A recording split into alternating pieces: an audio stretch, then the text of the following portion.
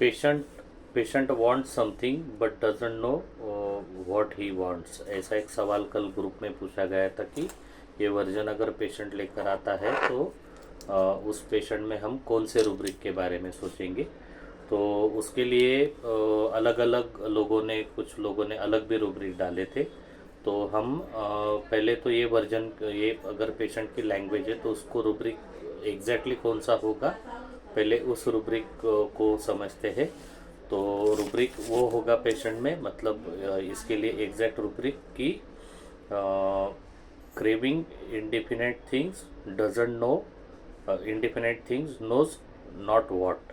ये जो रूब्रिक है ये इस प्रेजेंटेशन के लिए लागू रहेगा।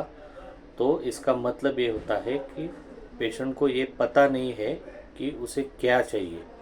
उसको बहुत सारी अनगिनत चीज़ें चाहिए होगी, ये ज़्यादातर बच्चों में देखने मिलता है हमें, लेकिन एग्जैक्टली क्या चाहिए वो पता नहीं। मतलब आप एक चीज़ उठा के दोगे, वो नया उसको फेंक देंगे या नहीं बोल देंगे, दूसरी दोगे तो फिर उसको ये कर देंगे।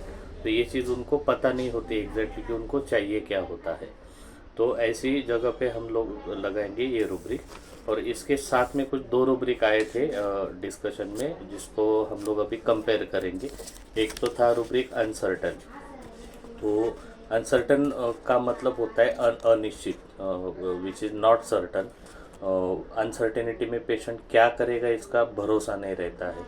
अनसर्टन से मतलब ये भी होता है कि he is not sure, not able to decide, unsure of something. तो ये चीज़ें होती है अनसर्टन रूब्रिक के अंदर।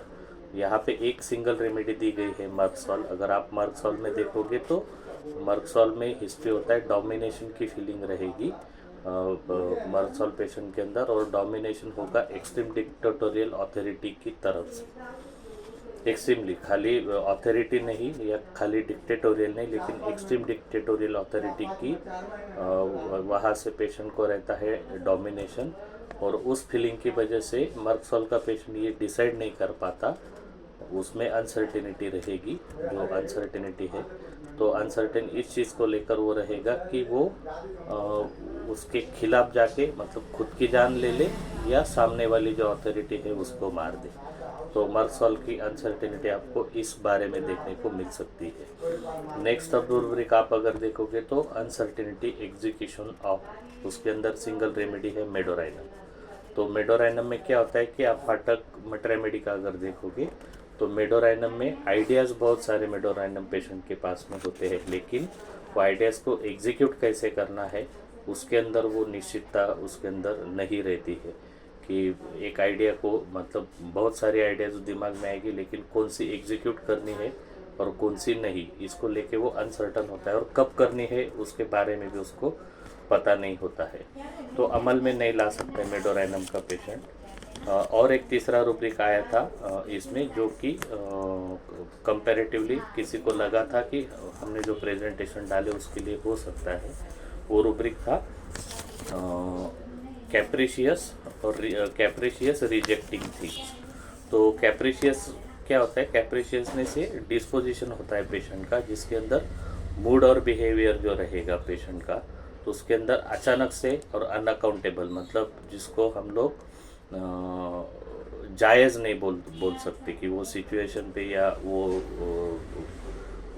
सिचुएशन या वो कंडीशन में जो रहेगा, तो उसका जो मांगना होता है, तो वो उसका जो उसका जो मूड और डिस्पोजिशन होता है वो जायज़ नहीं होता है, अनअकाउंटेबल और सडन रहेगा मूड एंड बिहेवियर में चेंज।